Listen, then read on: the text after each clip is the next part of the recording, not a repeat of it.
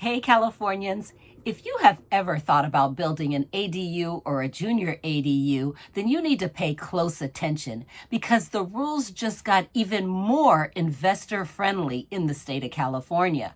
I'm Chantal Grayson, and this is another episode of the Real Hub Network, where we talk about everything from real estate finance to building overseas, etc., etc. Anything dealing with real estate, we've got you covered.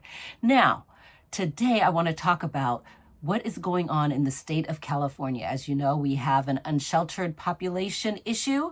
And so the state of California is actually begging, well, they're not begging, but they're definitely asking for people to really assess their properties and see if they have the space for an ADU or a junior ADU. If you didn't see my last video on what is an ADU or a junior ADU, I suggest you go watch that. But in the meantime, let me give you some of the new updates for 2024, which of course are carrying on into 2025 and so on, for ADUs and junior ADUs.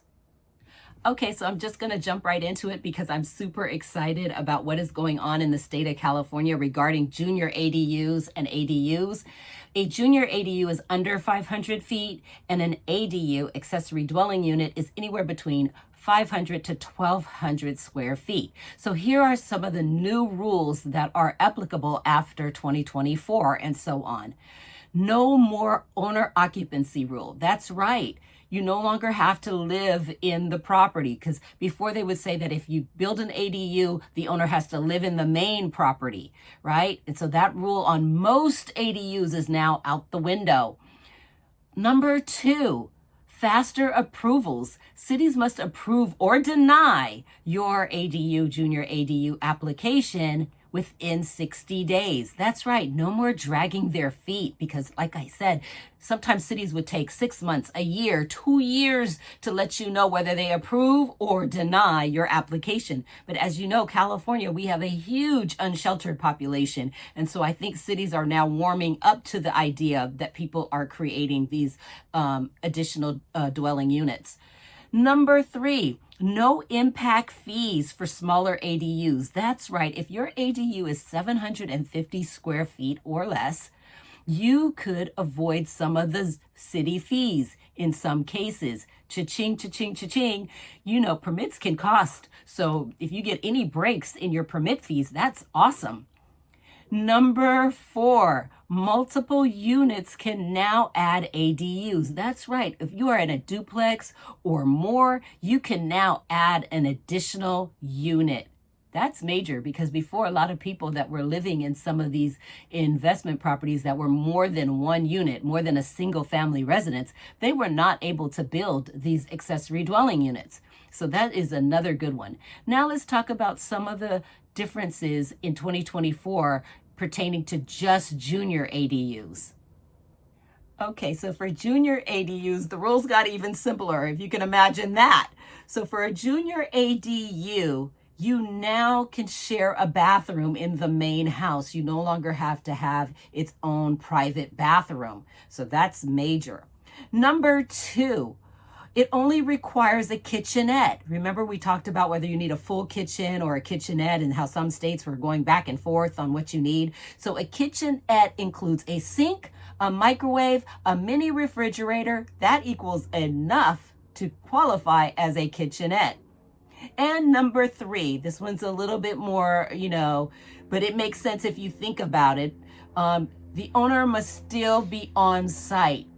That means that you still have to live on the property, but it doesn't mean that you have to live in the main house. You can live in the junior ADU and you can rent out your main house depending on what your goals are. So those are some of the major changes that happened in 2024 pertaining to junior ADUs.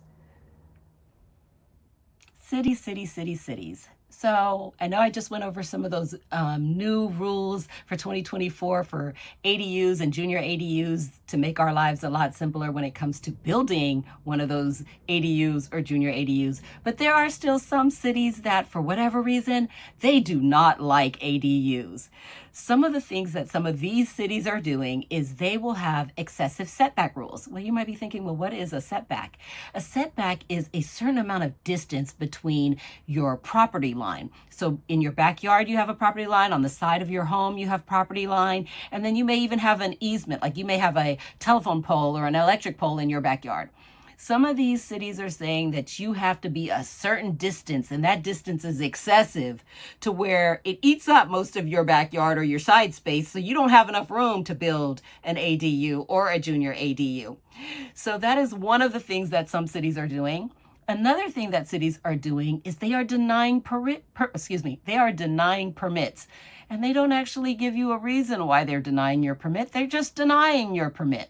And as I told you, cities now have 60 days to tell you that they're going to accept your permit or deny it, and they need to tell you why. The third thing that I've seen that cities are doing is they are banning short-term rentals.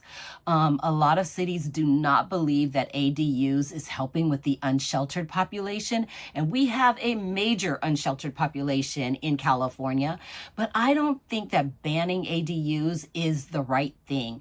And I say that because the unsheltered population problem is huge. I think it's going to take multiple solutions for us to solve what is happening in some of our cities and in some of our neighborhoods. So I don't think that just banning short-term rentals and saying that that is the cause for not having enough quality housing, I think that's a little bit far-fetched. You do have some recourses when you are getting denied or when you feel an adjustment.